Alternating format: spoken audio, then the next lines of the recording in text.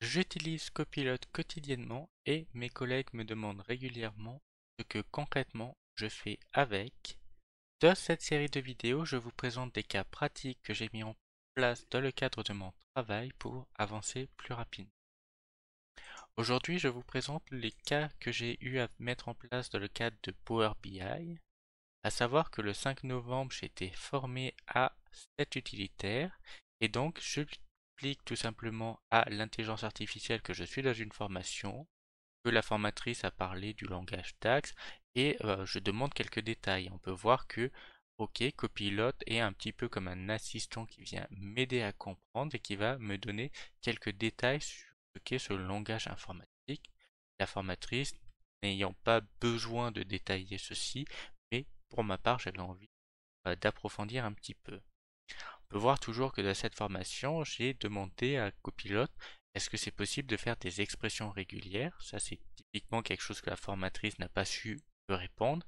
Et donc, j'ai demandé à Copilot qui m'a dit oui et non.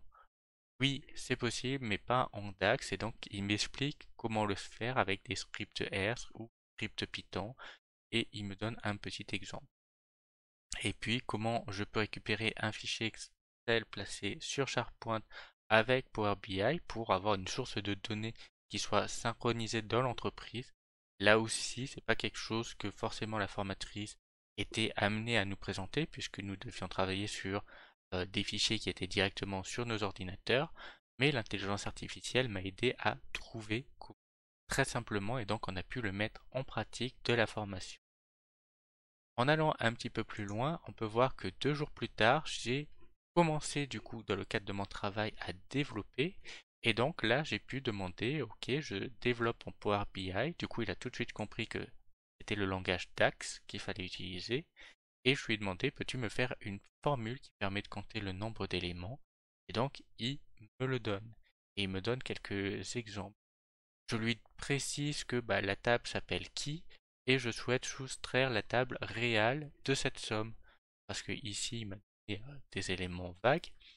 Mais là, du coup, on voit que le contrôle, il est passé à qui et de réel et il a fait la soustraction que je lui ai demandé. Et comme ça, progressivement, j'ai pu construire euh, mon élément, ma formule, ma mise en page, mon traitement de données que je souhaitais pour pouvoir répondre à la problématique de l'entreprise que j'étais en train de traiter. Et donc, ma plus-value n'est plus de développer, mais d'être capable d'utiliser l'outil pour développer plus rapidement que moi et ainsi avoir l'outil final de disponible.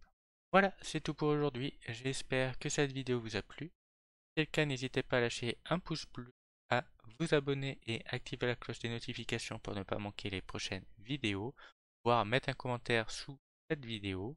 Et si vous le souhaitez, vous pouvez vous rendre sur mon site internet lepetitinformaticien.fr où vous pourrez retrouver des articles exclusifs ou des articles en lien avec les vidéos.